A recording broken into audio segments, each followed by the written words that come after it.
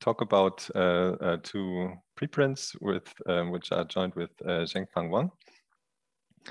And in the first one, we developed sort of a combinatorial approach to study associative deformations. And that will sort of be the first half of the talk. And then in the second half, I will explain how to use this description of associative deformations and apply it to describe the deformation theory of Abelian categories of coherent sheaves. And so this deformation theory of Abelian categories was developed by Wendy Lowen and Michel van den Bergh. And yeah, there's sort of a Hochschild cohomology for Abelian categories, and turns out that you can also describe this in terms of deformations of some associative algebras. And so, yeah, so I will start with the deformation theory of associative algebras. And yeah, so this was studied classically by Gerstenhaber first in the 60s, I think. And the idea is the following: so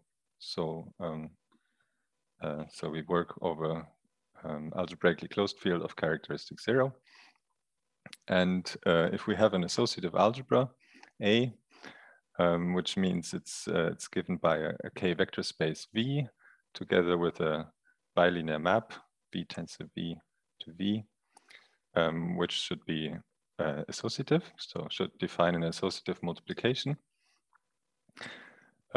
If we're given an algebra, it could be finite dimensional or not, then we call a formal one parameter deformation is something that looks like this.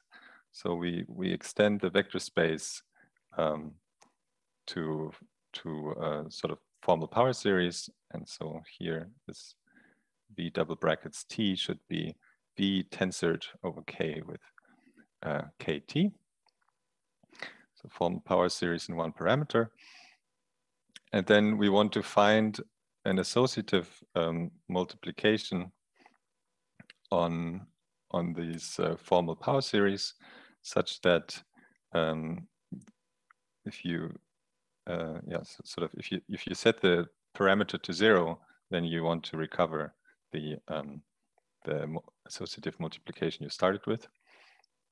And so then the deformation is given by a collection of maps like this, such that this big sum here is an associative multiplication. And then an exercise you can do is that that the first order term here is actually a Hochschild 2 cocycle, and it turns out that the first order deformations up to equivalence are exactly the second Hochschild cohomology of the algebra. So HH2. And you can reformulate this in terms of DG Lie algebras. So DG Lie algebras and L infinity algebras are sort of one tool in formal deformation theory that allow you to describe deformations. And yeah, sort of a straightforward reformulation of what's written above is to say that the thing that you add on, so starting in order 1 and higher, this is a Mao-Cartan element of this DG Lie algebra. And here you have the Hochschild complex, you have the Hochschild differential and the Gerstenhaber bracket. And yeah, the reason why this is just a reformulation is to see or to use this observation that mu plus mu tilde, so this big thing here, this is associative if and only if the Gerstenhaber bracket of this with itself is 0. And then you can rewrite this equation in terms of this Mauer-Cartan equation. Okay. And right, so that's sort of the classical picture, and that works for any associative algebra. Like I said, you have a D.G. Lie algebra here, which controls the formal deformation theory. And the nice thing about it is that there's a sort of simple algebraic structure. You just have the usual Hochschild differential and then this Gerstenhaber bracket. But actually, if you try to write down any examples, then it's pretty hard to find Mao-Cartan elements. And somehow the reason is that you have a lot of candidates. And yeah, so the reason is that this Hochschild complex is usually too large to do any computations. So even if your algebra is finite dimensional, it's already sort of a dimension of the algebra cubed is sort of the space of candidates of deformations. So, and then you have to solve a lot of equations in order to find deformations. And so today I want to say how to sort of overcome this this problem by working with a systematic way to deform relations.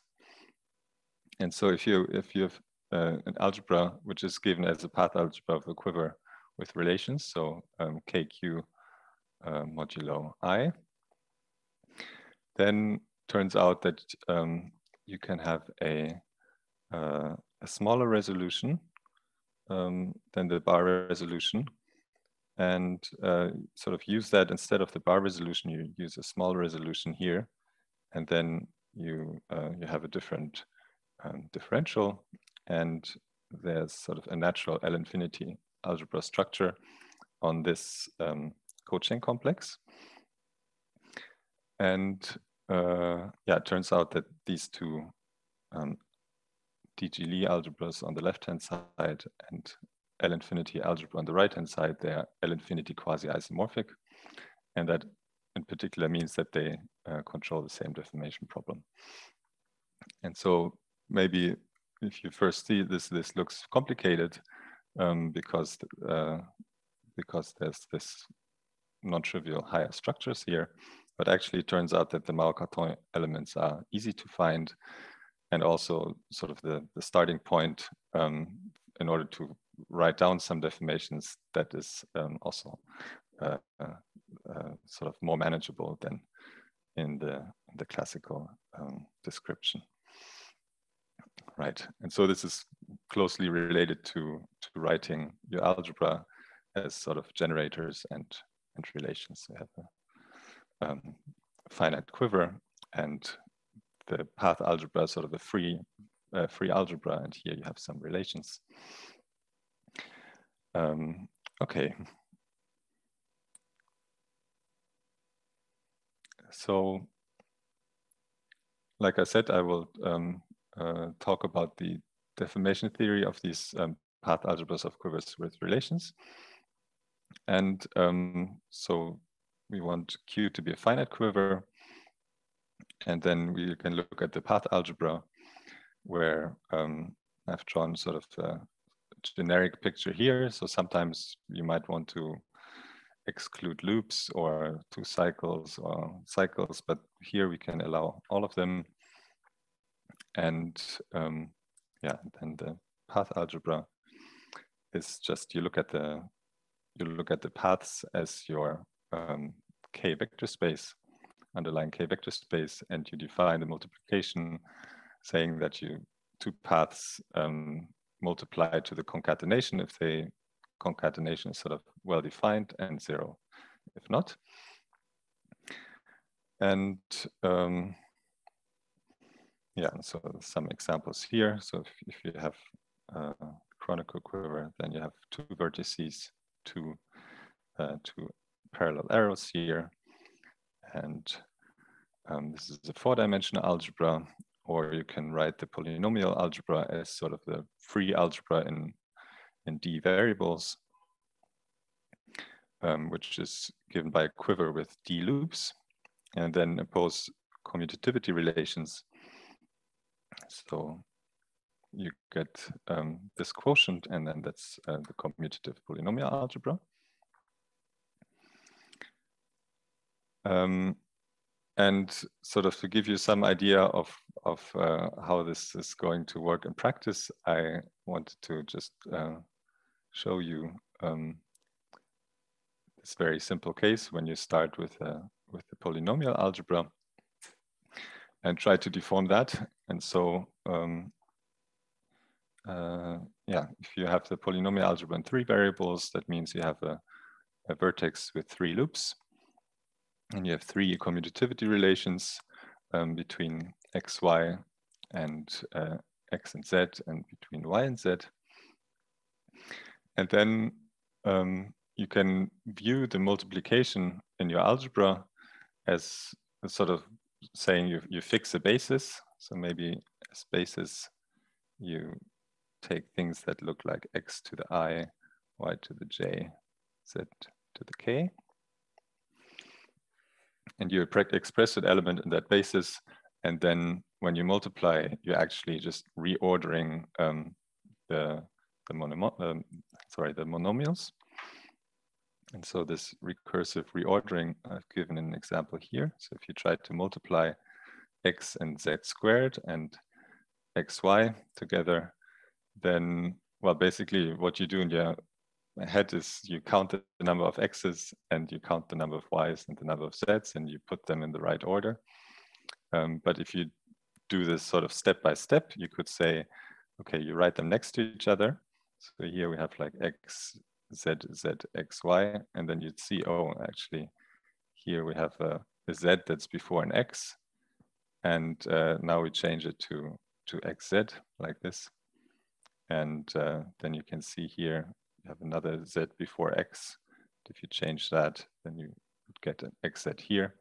And no matter in what order you do that, you always get the final result. And so this recursive ordering can be deformed. And that's sort of the approach to deform these path algebras of quivers with relations. And right, so I can say now if a formal deformation, again, 1 parameter, you can also do it with more parameters, but for simplicity, again, formal 1 parameter, so here over kt would be to say I have these rewriting rules. So yx is supposed to be replaced by xy, and now I add on higher order terms in T. So now I want to get some maps, phi 1 of yx to T, and put in maybe some other monomial or polynomial here, and so on. And so you can see this phi I, the phi 1 here. What it has to do is to send one of these yx or zx or zy, which are not in the correct order, send it to some polynomial. Yeah, and so a formal deformation I'm claiming can be given just by changing these reordering rules. And then this reordering defines a bilinear map. And then it turns out that this new reordering rule, which if we denote this by star, this is associative if and only if. You check that it's associative on this sort of overlap, where now you have the zy you need to reorder and the yx, and then you have a choice of whether you first do it on zy or you first do it on yx. And so if this is satisfied, then it turns out that this is associative, and this reordering actually defines a formal deformation of the original multiplication. And so as an example, we can set sort of a straightforward example is to use this here. So yx map to xy, and then map sort of just here, we just use xyt, just the same thing again. So that's this example here. And you just do that in first order of t, and in the higher orders, you just do this 0. And then by this equivalence, we just have to check that this is well defined on this sort of overlap z, y, x. And so what happens if we compute this star? So we reorder using the old rule, which is yz, and then we add on again yzt, something first order in t. So of course this is just yz and then sort of a coefficient of 1 plus t. And then in the next step you would have to reorder zx, and this gives you another factor of 1 plus t. And you reorder it again, you get a third factor. And this is exactly the same as what happens if you do it the other way around. So you start on the right-hand side and then reorder. Okay, so what do we get? We get this deformation. So this is something like a quantum 3 space. And yeah, it is sort of the free algebra. You have a formal parameter. And now Q here is sort of this 1 plus t. And this turns out to be a quantization of what's called the log canonical Poisson structure on affine 3 space. And yeah, the Poisson structure is sort of given by this bivector field. And then one remark that's sort of an interesting observation is that this is actually well defined on AT. Yeah, because you can evaluate t to any constant, if you like. And for t equals 0, you have the old commutative algebra, and for t equals some other number, your variables don't commute anymore, but they commute up to multiplication by 1 plus t. Okay. So are there any questions so far?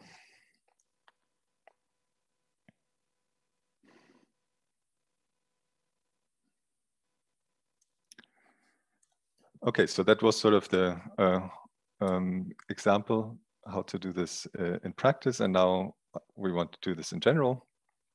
And the way to do it is to look at reduction systems. And so a reduction system in general is sort of given by a set of pairs. And you can keep in mind the pairs here, where the first thing is the thing that you want to replace in the reduction. And the second entry is the one where it's sort of properly ordered.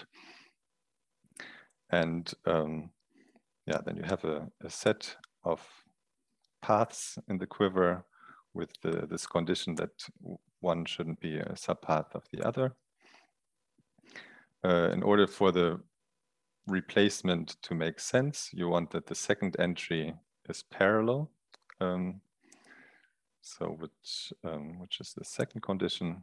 And then the last condition here is that the second entry should be irreducible. So you should have already written it in the nice spaces that you started with. And then you say that a reduction system satisfies the diamond condition for an ideal if the differences between the entries in these pairs, they generate your ideal, and if R is reduction unique. Right, and then one final definition is that an overlap ambiguity is something like ZYX before, where you could sort of reduce the right-hand side first and then reduce the left-hand, or then do something, or you can do it on the left-hand side first, and they somehow interact because they overlap. Okay, and then the main result about these reduction systems is the diamond lemma, which says that if your reduction system is reduction finite, then the following are equivalent. The irreducible paths form a k-basis of this quotient, where I is exactly the ideal generated by the differences in the reduction system. The second thing is that the second equivalent statement is that all the overlap ambiguities are resolvable, which means if you have an overlap like this, then you can sort of reduce in whatever way, and at some point you end up with some element. And the third statement is that all elements are reduction unique. And so,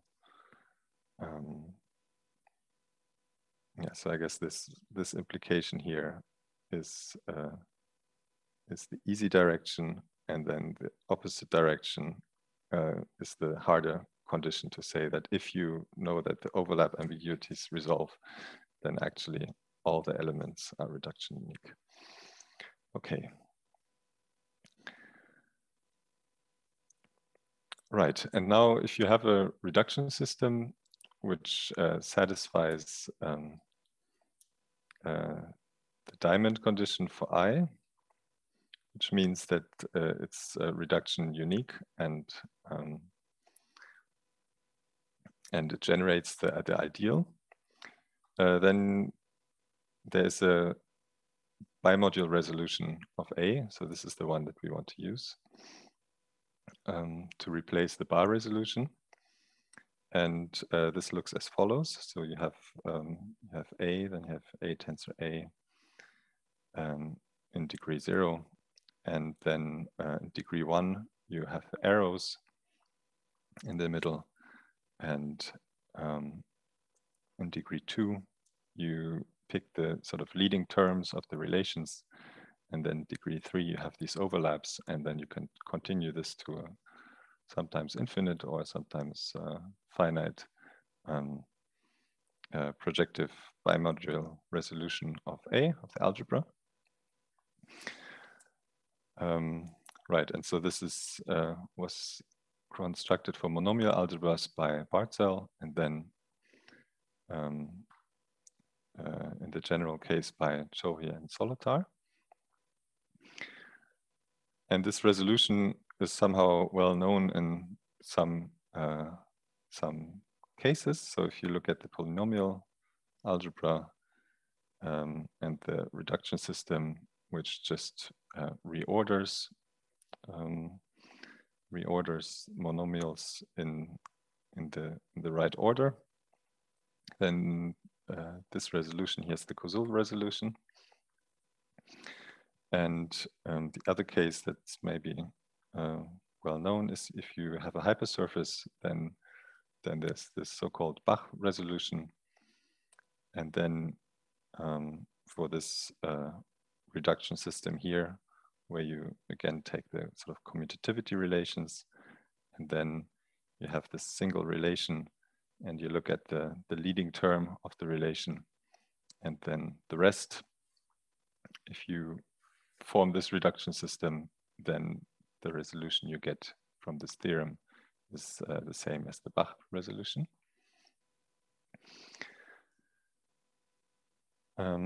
Okay, and so now we have a resolution, and we can compare it to the Bergh resolution, and so that's the result that we proved in the first of the two preprints, which says that there's a homotopy deformation retract between this Chohi-Solotar resolution and the Bergh resolution, which means you have sort of comparison morphisms F and G that satisfy these relations.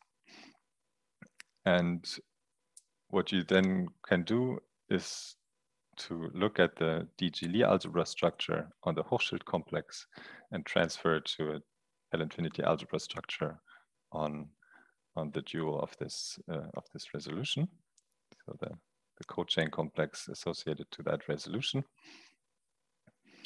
And so here, the bullet sort of indicates the degree. So you have to shift in order to make this DG Lie algebra. So the Gerstenhaber bracket, to make this a graded Lie bracket in the usual graded sense, you should shift the complex. Okay, and then sort of this is an application of the homotopy transfer lemma, and it says that once you've transferred the DG Lie algebra structure to this complex, you get an L-infinity quasi-isomorphism. Right, so what this means is that you can look at Mao-Cartan elements here and Mao-Cartan elements here, and somehow they give you information, the same kind of information. And on the right-hand side, you have associative multiplications or associative deformations of an algebra. And on the left-hand side, you have deformations of the reduction system. So there's a sort of natural notion of deformation of reduction system that you can look at. And it turns out that this L-infinity algebra controls the formal deformation theory of that reduction system. And so, yeah, so that's sort of the result that you get is deformations of A are equivalent to deformations of R. Yeah, so up to equivalence, any associative deformation of A can be described as a deformation of a reduction system. And this deformation is just given by changing these reordering rules in the reduction system, which encode the ideal.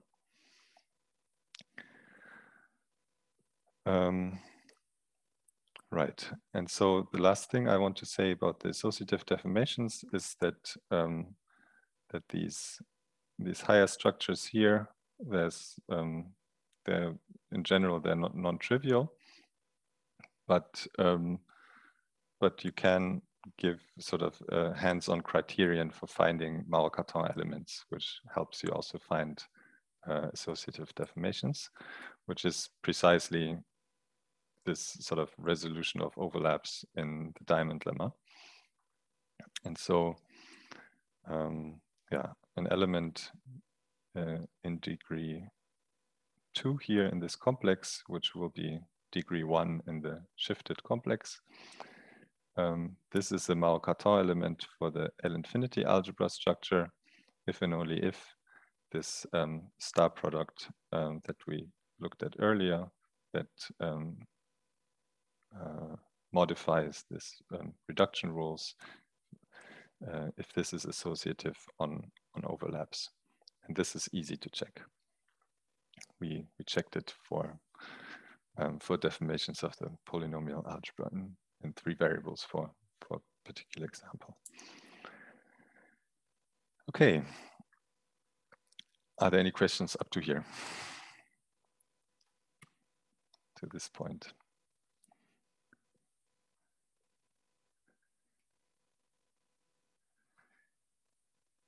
Okay, so then I will go to the second half, which is to use this to apply it to the deformation theory of Abelian categories. And as I said at the beginning, this was developed by Lowen and Bergh. And in order to talk about deformations, you should have some notion of flatness. So for algebras, that just means if you have a vector space, then a formal deformation would be something like you take a tensor product, you extend sort of the elements now become formal power series. Yeah, so this would be flat as maybe I should write that. So if you have your algebra, which is sort of V with mu, then you want to look at something like Vt, and this is flat as Kt module. And right, so you want some notion of flatness, and then it turns out that there are sort of two things that you can think about for abelian categories, which are if you have a k-linear abelian category, you can deform it either as an abelian category or as a k-linear category, and they're not the same. And yeah, it turns out that that this deformation theory of abelian categories has the property that deformations of A as an abelian category is the same as deformations of the injectives in A as a k-linear category.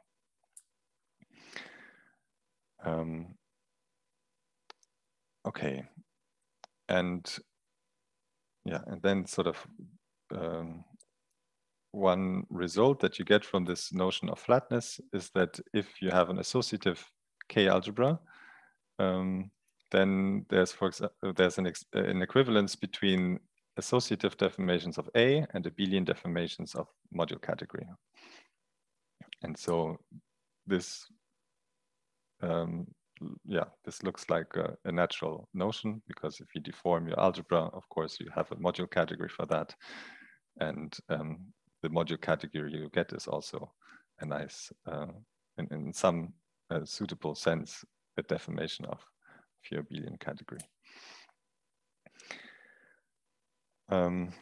Right, so now we get to the geometry, which is if you have an abelian category of quasi-coherent sheaves or coherent sheaves on some scheme, then there's also an analogous description of equivalence, but yeah, this is sort of a global analog of the previous theorem about associative algebras and modules. You know, your structure sheaf is a sheaf of algebras, of commutative algebras, and then yeah, you sort of have a sheafy version of that. So we start with a separated Noetherian scheme over K and a finite affine open cover, which is closed under the intersections. So this I called frag U. Right, and then the theorem that Lowen van den Bergh proved is that there's an equivalence between deformations of quasi-coherent sheaves or coherent sheaves as abelian categories and deformations of the pre-sheaf that you get by restricting the structure sheaf to an affine open cover. So this gives you a pre-sheaf, and then you can look at deformations as a twisted pre-sheaf, and this deformation theory here is equivalent to deforming the category. And it turns out that this pre-sheaf you can encode into one big associative algebra, and this is called the diagram algebra, because sometimes this is called a diagram of algebras. And right, and this is the associative deformations of this diagram algebra is actually also equivalent to the other two things. So now we are in business. Can use the first half. And yeah, so maybe I should say before I said the associative deformations of an algebra up to equivalence, on first order deformations up to equivalence, this is the Hochschild cohomology. And then there are also sort of natural cochain complexes and cohomology theories for these pre-sheaves or for the abelian categories. And yeah, they also are sort of natural cochain complexes which control this deformation theory. But in order to get explicit descriptions, it's you have to also introduce some higher structures on those cochain complexes, and that can also be quite complicated. Right. And so, yeah, you have now a bunch of Hochschild cohomology theories for Abelian categories, for pre-sheaves, for associative algebras, and they're all isomorphic in this case. If you take category of quasi-coherent sheaves or coherent sheaves, and then this Gerstenhaber-Schack cohomology, it's called. This is for Gerstenhaber-Schack, who studied this in the 80s, I think. And yeah, so this is the Hochschild cohomology of this diagram algebra. And all of them are turn out to be isomorphic to the Hochschild cohomology of the scheme, of the variety. And now if your scheme is smooth, then you have this Hochschild Costa-Rosenberg decomposition. And it decomposes the second Hochschild cohomology in these three summons. And now you sort of start to see some geometry here. So the middle summand here is the first cohomology of the tangent sheaf. And this is sort of the classical deformation of varieties of schemes uses as parametrized by this cohomology group. So these are sort of classical deformations. Then here you have sections of the second exterior power of the tangent bundle. And this is where sort of bivector fields live. And so this summand here sort of corresponds to quantizations of Poisson structures. So yeah, so that's also what we saw in the case for that we looked at earlier. We looked at this polynomial ring in 3 variables, and this is the coordinate ring for affine 3 space. And then we saw there's associative deformations of that can be given by quantization of some Poisson structures. So in the example that I discussed, that was a log-canonical Poisson structure. Yeah, and then there's also a third summand which sort of talks about twists of the structure sheaf. So all of these are sort of are put into one big Hochschild cohomology, and the algebraic deformations of the Abelian category of coherent sheaves are sort of an amalgamation of these different types of geometric deformations. Okay. So yeah, so this is so maybe you're wondering or why this, like whether this is like a purely algebraic theory or whether there's also some more geometry there. And so in a noncommutative algebraic geometry, you can view the spectrum of an Abelian category as a noncommutative scheme. And yeah, there's this reconstruction theorem by Gabriel and later in the, I think Gabriel was in the 60s and Rosenberg in the 90s, maybe roughly, where if you start with a category of quasi-coherent sheaves, then you can associate a spectrum to that category, and that spectrum is sort of a topological space with a structure sheaf of commutative rings. And it turns out that the spectrum construction recovers the original scheme that you start with. But now the spectrum construction makes sense for more general categories than quasi-coherent sheaves. And then that means you can view the spectrum of some other Abelian category as some non-commutative scheme or some analog of a commutative scheme. And so the goals, if you now have this deformation theory of Abelian categories, you could say the goals would be to first find some deformations of those categories, and then compare the deformations to the original category.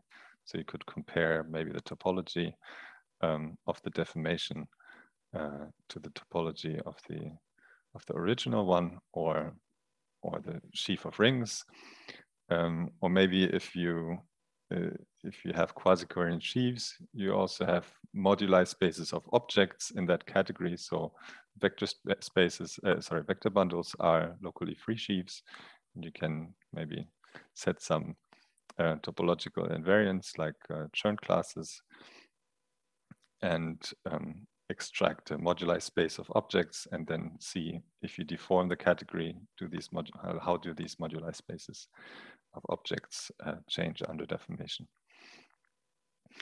Yeah. Okay. And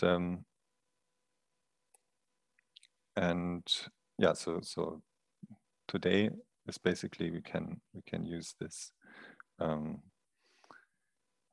this deformation theory for path algebras of quivers with relations, and write this diagram algebra as one of these guys, and then use the deformation theory to get actual deformations of a category of quasi-coherent sheaves.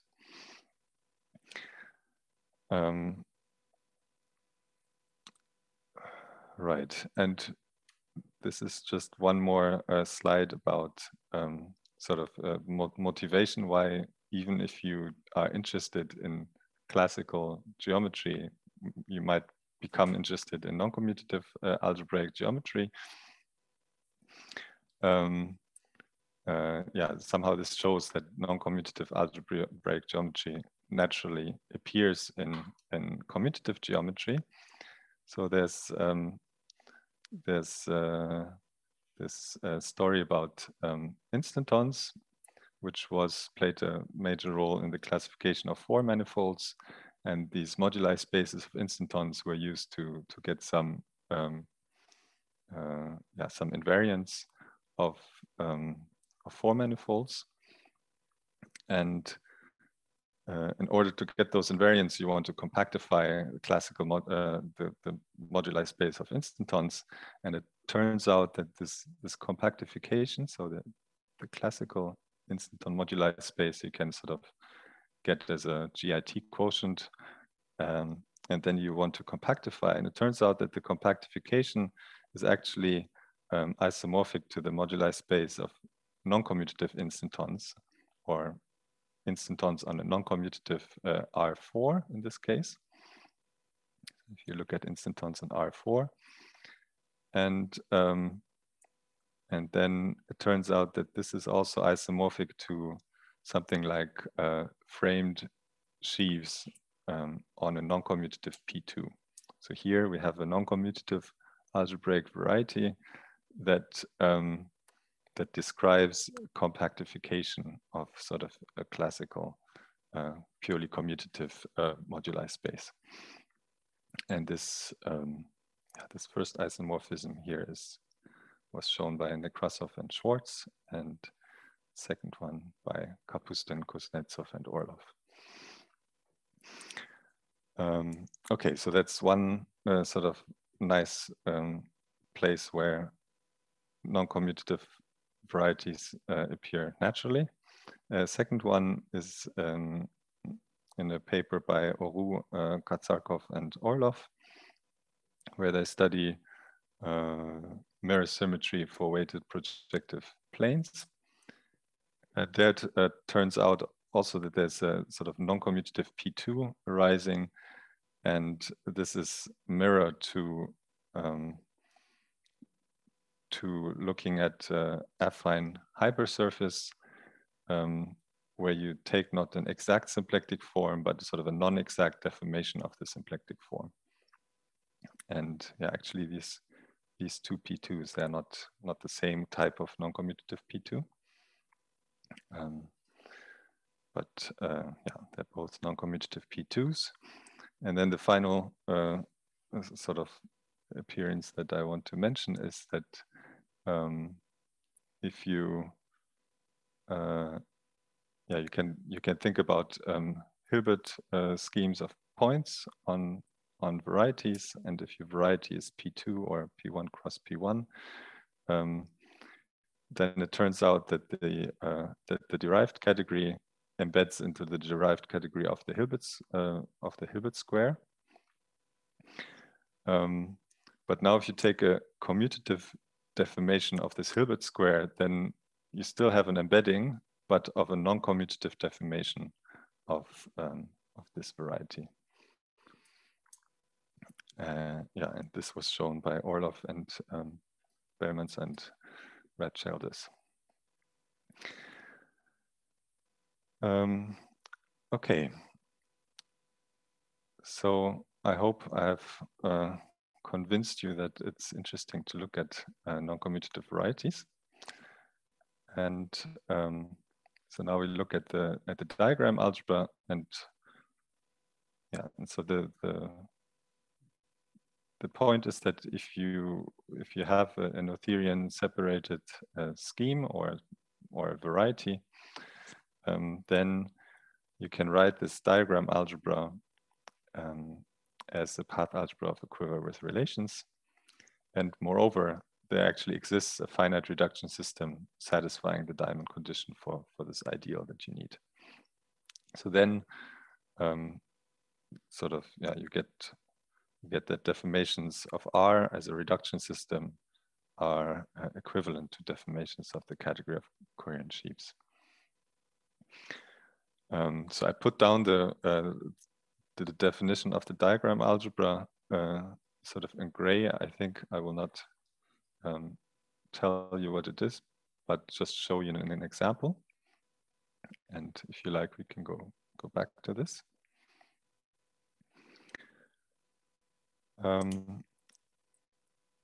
Right, so yeah, so if we look at P2, then P2 can be covered, sort of the standard cover that you would choose for P2 would be the standard affine opens, right? So then you can have three standard affine opens, and then you want the cover to be closed under intersections.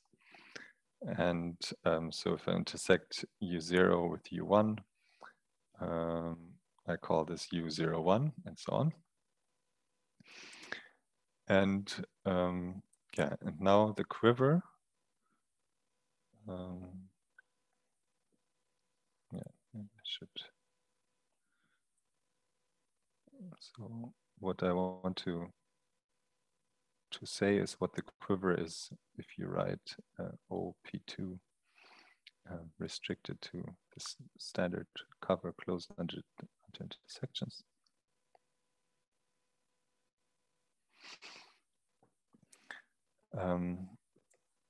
Yeah, so for this cover, what should you do to get the quiver with relations? So we want all the algebras on the affine opens, first of all. So the affine opens here. So one standard affine open would be sort of affine 2 space, right? And on affine 2 space, you have the functions on affine 2 space are polynomial ring and 2 variables. So that means you want something like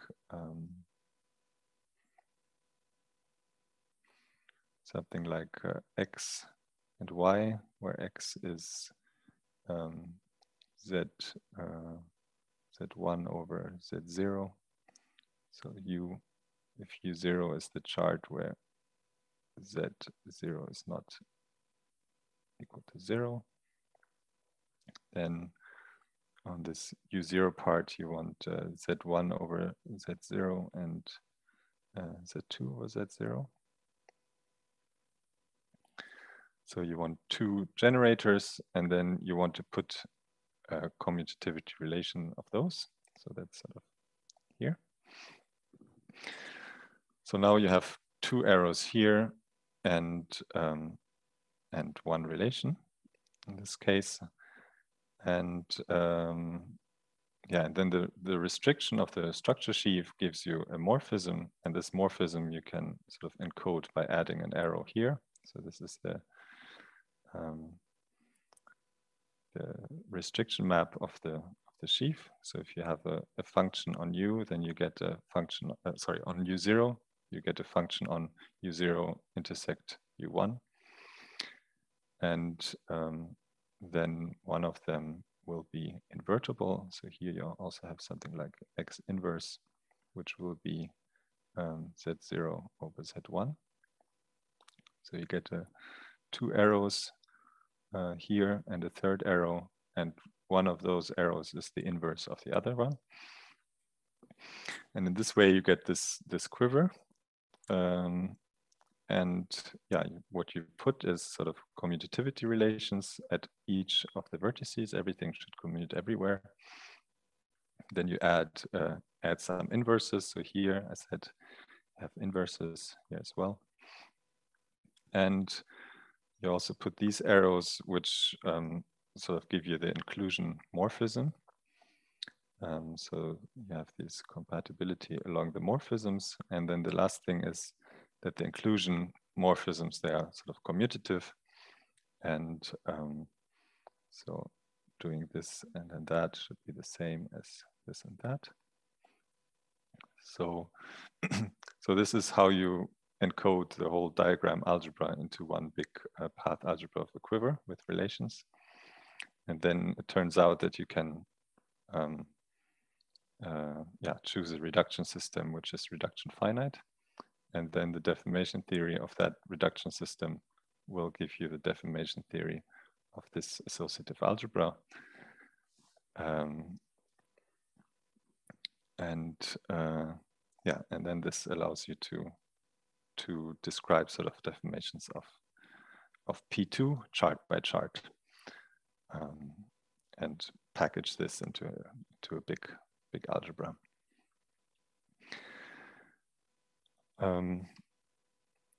Right, so maybe P2 is already quite well known, but in principle, this works for any separated Noetherian scheme. And sort of, yeah, if you just try to mindlessly start with computing, then you can see that as soon as you start to get a lot more sort of higher dimensions or bigger examples, sort of you need more covers, then it starts to get out of hand. So you need some help from geometry to help you select maybe some nice co-cycles which you could try.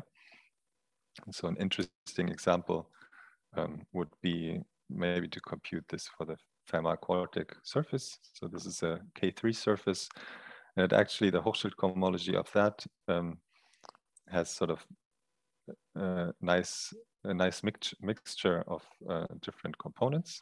So for P2, we only had this first component here, but for K3 surface, you also have like commutative deformations. You have a holomorphic symplectic form, which you can quantize. So this is this one dimension here.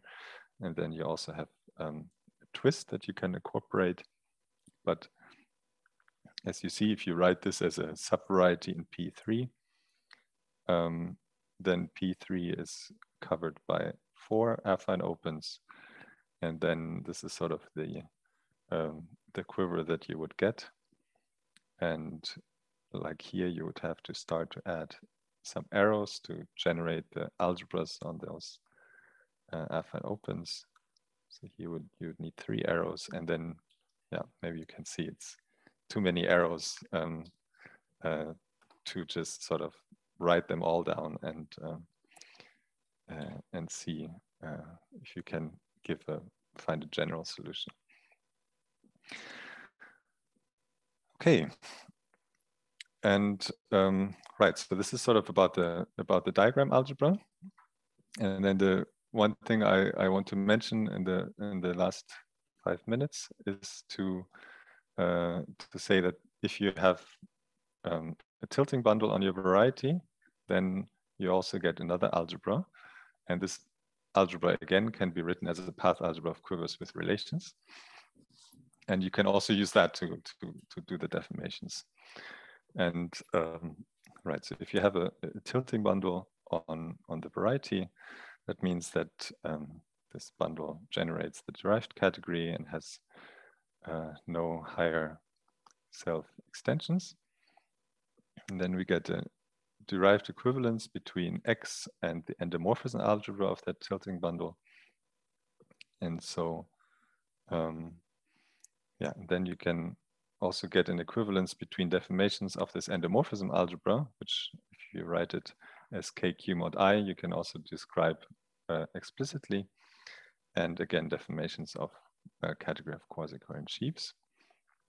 And so as soon as your variety is not affine, then immediately your endomorphism algebra of a tilting bundle is actually much smaller than this big diagram algebra. So yeah, I've sort of written down what it would be for P1, although P1 has no deformations. Just to compare the size, would be tilting bundle on P1 has a 4-dimensional endomorphism algebra of tilting bundle. And if you look at the diagram algebra, you sort of have this algebra, and you can write it also as a matrix algebra, and you see it's sort of infinite dimensional in a couple of these entries. So yeah, so it's more economical to describe the deformation theory if you have a tilting bundle to use that endomorphism algebra, but it's also not as geometric because you don't sort of see what happens on the individual charts of the open.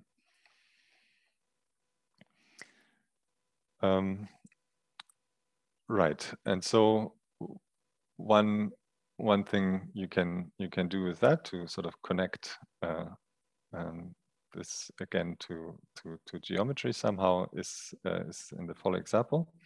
So if you have the minimal resolution of a cyclic quotient surface singularity, then this minimal resolution admits a tilting bundle. And then deformations of the category of coherent sheaves actually induce deformations of the singularity. So if Y is my singularity, then deformations of category of coherent sheaves induce deformations of Y. And yeah, how does that work? The tilting bundle has sort of vertices, and you get a special vertex where EAE or E, and then endomorphism algebra E is the singularity. And yeah, and then you can look at the second Hochschild cohomology. And again, you have sort of this noncommutative first summand, and then a commutative second summand, and then in general also this third summand. And yeah, you could ask, are non-commutative deformations still singular? And yeah, it turns out that at the example that I computed at the very beginning, where we deform the polynomial ring in 3 variables to the sort of coordinate ring of the affine quantum 3 space, we saw that the parameter t, maybe I go back.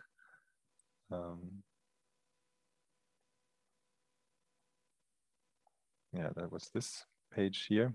I had this remark that actually, if you try to do these deformations, sometimes they are well defined on not just on formal power series, but on actual polynomials. And you can evaluate the parameters. And so the same thing actually happens quite often.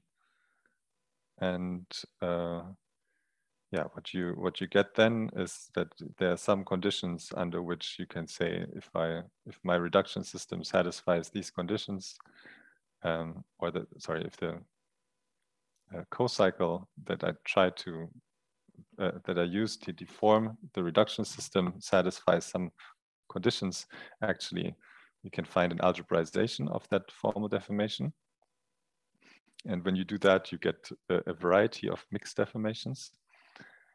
And yeah, and then you can use the singularity category or the singular Hochschild cohomology to detect how singular and associative algebra is. So this is what you can, yeah, what you can use. And then one example would be if you have a 1 over k 1 singularity. So that's sort of the singularity associated to this toric fan. Then using this method, you find a variety in ck plus 1 with these coordinates, and you have these equations which cut out the variety. And this variety you can view as sort of mixed deformations of quantizations of some Poisson structures and classical deformations of the singularity. And then, yeah, for sort of some parts of that variety, you have an algebra, which is a deformation, and where the singularity category is actually invariant. And in other parts of the variety, if you sort of don't have any non-commutative deformations, then the commutative deformations, they're all smooth and commutative. Right. And I think I'm right on time. So thank you very much for your attention.